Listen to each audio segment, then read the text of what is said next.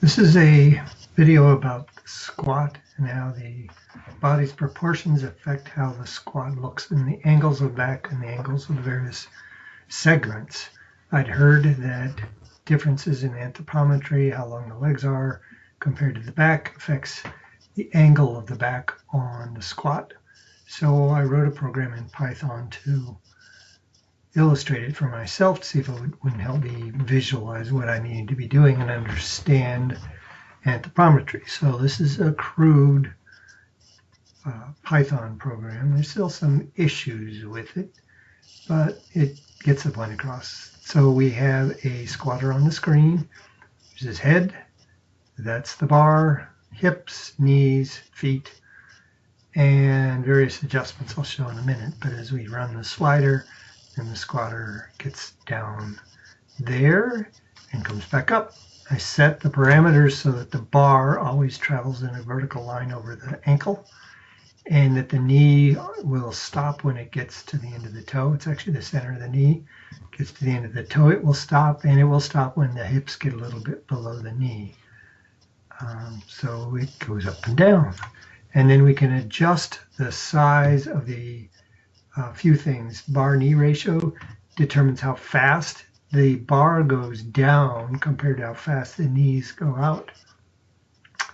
Tibia length, of course, is the length of the tibia, and femur length is the length of the femur. I've set the maximum height for the lifter to be the same, so as the legs get longer or shorter, the back shrinks or grows accordingly.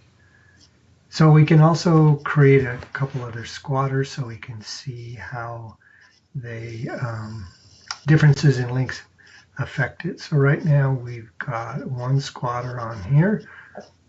I'm going to create a second squatter, and I'm going to increase the tibia length a little bit, 2 clicks, and the femur length a couple clicks, and then I recalculate the size. And you'll see that the segments got longer and the back got shorter. Now I'm going to create another squatter, adjust its settings by also pumping the legs up a couple more and recalculating. So now we've got short legs, medium legs, and long legs.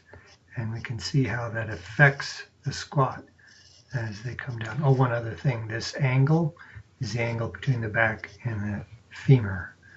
So as we drop down, we get all the way to the bottom, and we see that somebody with short legs is going to have a very much more vertical back at the bottom than someone with long legs. Someone with really long legs, it's going to almost be doubled over to get their hips below their knees. So this angle is 32 degrees in the long-legged person.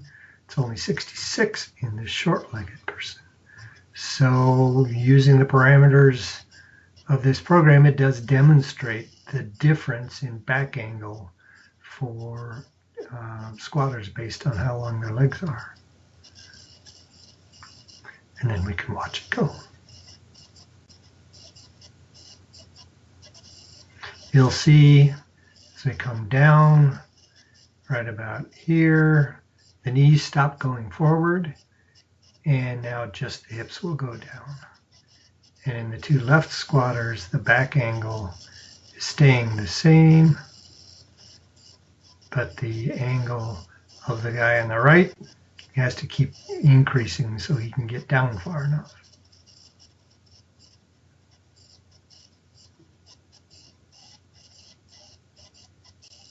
So that demonstrates the principle that I had heard. One little caveat, there's something not quite right with my math. You'll see at the very beginning the back segment shortens as we go down a little bit. That's a little funny. That doesn't happen in real people. I'm not sure why it's happening here. That's it.